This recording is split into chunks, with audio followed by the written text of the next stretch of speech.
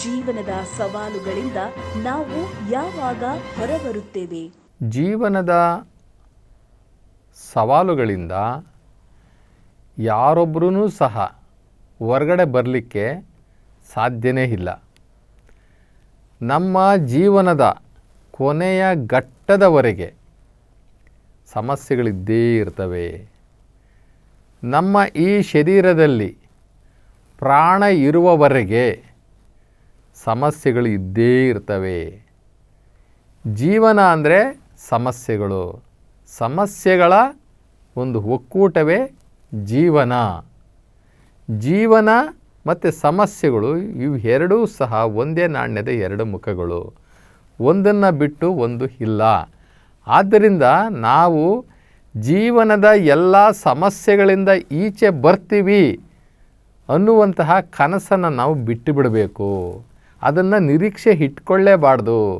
ನಾವು ದೇವರಿಗೆ ಒಂದು ಸವಾಲು ಹಾಕಬೇಕು. ಹೆಂಗೆ ಹಾಕಬೇಕು ಅಂತಂದರೆ, ಎಷ್ಟೇ ಸಮಸ್ಯೆಗಳನ್ನು ನೀನು ಕೊಡು, ನಾನು ಎದುರಿಸ್ತೇನೆ. ಹೆಂಗೆ ಎದುರಿಸ್ತೀನಿ ಅಂತಂದರೆ, ನಿನ್ನ ಕೃಪೆಯಿಂದ ನಾನು ಎದುರಿಸ್ತೇನೆ, ನಿನ್ನ ಆಶೀರ್ವಾದದಿಂದ ನಾನು ಎದುರಿಸ್ತೇನೆ, ನಿನ್ನ ಬೆಂಬಲದಿಂದ ನಾನು ಎದುರಿಸ್ತೇನೆ. ನಾನು ಸಮಸ್ಯೆಗಳಿಗೆ ಎದುರಾಗೋದಿಲ್ಲ, ಎದುರೋದೇ ಇಲ್ಲ. ನಾನು ಎಲ್ಲ ಸಮಸ್ಯೆಗಳನ್ನು ಎದುರಿಸ್ತೀನಿ ಅನ್ನುವಂತಹ ಒಂದು ಸಣ್ಣ ನಂಬಿಕೆಯನ್ನು ನಾವು ದೇವರ ಮೇಲೆ ಇಟ್ಕೊಂಡು ನಾವು ಅದನ್ನು ಅಳವಡಿಸ್ಕೊಳ್ಬೇಕು. ನಾವು ಯಾವತ್ತೂ ಕೂಡ ದೇವರಿಗೆ ಪ್ರಾರ್ಥನೆ ಮಾಡಬೇಕು. ದೇವರೇ, ನಾನು ಯಾವತ್ತೂ ಕೂಡ ಬರೀ ಸುಖವನ್ನೇ ಕೊಡು ಅಂತ ನಾನು ಕೇಳ್ಕೊಳ್ಳೋದಿಲ್ಲ.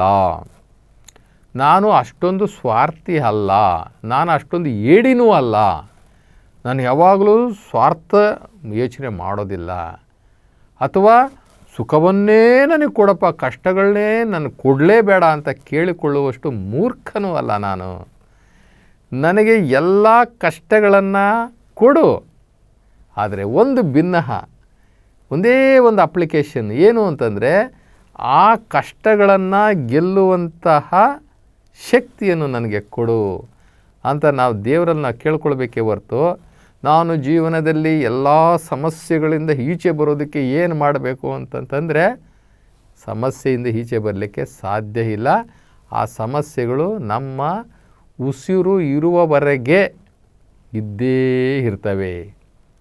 ಜೀವನ ಅಂದರೆ ಅದು ಸವಾಲುಗಳ ಸಂತೆ ನಾವು ಸ್ವೀಕಾರ ಮಾಡಬೇಕು.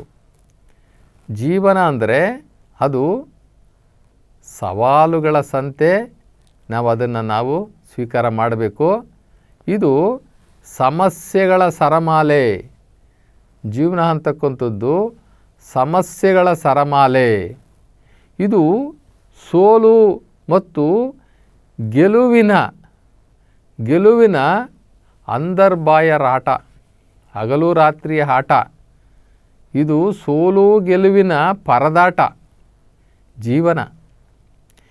ಗೆದ್ದವನು ಸೋತಂತೆ, ಸೋತವನು ಸತ್ತಂತೆ.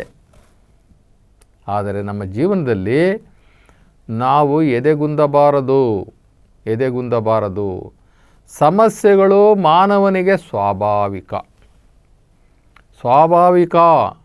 ಇದೆಲ್ಲ ಜನರಲ್ಲು. ನಿನಗಿಂತ ಕಷ್ಟ ಬರ್ತಾಯ್ತಪ್ಪ, ಡೋಂಟ್ ವರಿ, ನಾನು ನಿನ್ನ ಮುಂದೆ ಇಂಥ ಸಮಸ್ಯೆಗಳನ್ನು ಎದುರಿಸಬೇಕಾಗುತ್ತೆ, ಪರವಾಗಿಲ್ಲ.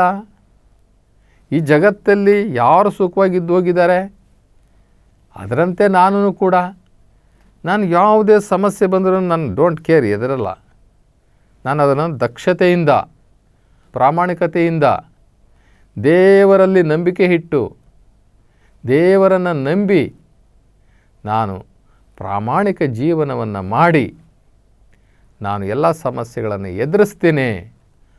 ಪ್ರತಿಯೊಂದು ಸಮಸ್ಯೆಯನ್ನು ಕೂಡ ಸಮರ್ಥಕವಾಗಿ ಎದುರಿಸಿ ಪರೋಪಕಾರದಿಂದ ಜೀವನ ಮಾಡ್ತೇನೆ. ನನ್ನ ಕೈಲಾದಷ್ಟು ಪರೋಪಕಾರವನ್ನು, ಸಮಾಜ ಸೇವೆಯನ್ನು, ದೀನ ದಲಿತರ ಸೇವೆಯನ್ನು ಏನಾದರೂ ಒಂದು ನಾನು ಮಾಡ್ತೀನಿ. ಈ ಸಮಾಜಕ್ಕೆ ನಾನು ಏನಾದರೂ ಒಂದು ಕೊಡುಗೆಗಳನ್ನು ಕೊಡ್ತೀನಿ. ಈ ಸಮಾಜಕ್ಕೆ ಕೊಡುಗೆಗಳನ್ನು ಕೊಡೋದಕ್ಕೆ ನನ್ನ ಪರ್ಸನಲ್ ಸಮಸ್ಯೆಗಳನ್ನು ನಾನು ಹೇಳೋದಿಲ್ಲ. ನನಗೆ ಎಷ್ಟೇ ಸವಾಲುಗಳು ಬರಲಿ, ಎಷ್ಟೇ ಸಮಸ್ಯೆಗಳು ಬರಲಿ, ಎಂತಹ ಪರಿಶ್ರಮದ ಜೀವನವೇ ಬರಲಿ, ಅದರ ಮಧ್ಯದಲ್ಲೂ ಕೂಡ ನಾನು ಪರೋಪಕಾರಿಯಾಗಿ ಬದುಕ್ತೇನೆ, ಸಮಾಜಮುಖಿಯಾಗಿ ಬದುಕ್ತೇನೆ. ಮತ್ತು ಜೊತೆಗೆ ನಾನು ಕೂಡ ಸಮಾಜದಲ್ಲಿ ಒಂದು ವಿಭಿನ್ನ ರೀತಿಯಲ್ಲಿ ಜೀವನವನ್ನು ಕಟ್ಟಿಕೊಳ್ತೇನೆ, ನಾನು ಜೀವಿಸ್ತೇನೆ. ಈ ಒಂದು ಜೀವನವನ್ನು ಸಮರ್ಥಕವಾಗಿ ಎದುರಿಸೋದಕ್ಕೆ ನಾನು ಹುಟ್ಟಿ ಬಂದಿದ್ದೇನೆ. ಆದ್ದರಿಂದ ನಾನು ಸಮಸ್ಯೆಗಳಿಗೆ ಹೆದರೋದಿಲ್ಲ ಅನ್ನುವಂತಹ ದೃಢ ನಿರ್ಧಾರ, ಹಠ, ಛಲ, ಚಾಲೆಂಜು ನಮ್ಮೆಲ್ಲರಿಗೂ ಇರಬೇಕು. ಯಾಕೆ ಅಂತಂದರೆ ಸವಾಲುಗಳು ಎಂಡ್ಲೆಸ್ಸು. ಈ ಸತ್ಯವನ್ನು ನಾವು ತಿಳ್ಕೊಳ್ಬೇಕು. ಎಂಡ್ಲೆಸ್ಸು ಸವಾಲುಗಳು ಅಂತಕ್ಕಂಥದ್ದು, ಸಮಸ್ಯೆಗಳು ಅಂತಕ್ಕಂಥದ್ದು, ಈ ಪ್ರಾಬ್ಲಮ್ಸ್ ಅಂತಕ್ಕಂಥದ್ದು ಎಂಡ್ಲೆಸ್ಸು. ಈ ಎಂಡ್ಲೆಸ್ ಅಂತ ನಾವು ತಿಳ್ಕೊಂಡ್ಬಿಟ್ರೆ ನಮಗೆ ಎಲ್ಲ ಸಮಸ್ಯೆಗಳ ಬಗ್ಗೆ ಉದಾಸೀನ ಬಂದೇ ಬಿಡ್ತದೆ. ಬಿಡೆ ನೋಡ್ಕೊಳ್ಳೋಣ, ಬಿಡೆ ಆಗಿದ್ದಾಗಲಿ ಬಿಡು, ಬಂದಿದ್ದೆಲ್ಲ ಬರಲಿ, ಭಗವಂತನ ದಯೆ ಇರಲಿ, ಬಂದಿದ್ದೆಲ್ಲ ಬರಲಿ, ಭಗವಂತನ ದಯೆ ಒಂದಿದ್ದರೆ ಸಾಕು, ನಾನು ಎದುರಿಸ್ತೀನಿ. ಸವಾಲುಗಳಿಗೆ ನಾವು ಸೋಲಬಾರ್ದು. ಸವಾಲುಗಳನ್ನು ನಾವು ಸ್ವೀಕಾರ ಮಾಡಬೇಕು. ನಾವು ಹೇಡಿಗಳಾಗಿ ಸವಾಲುಗಳಿಗೆ ಸೋಲಬಾರ್ದು.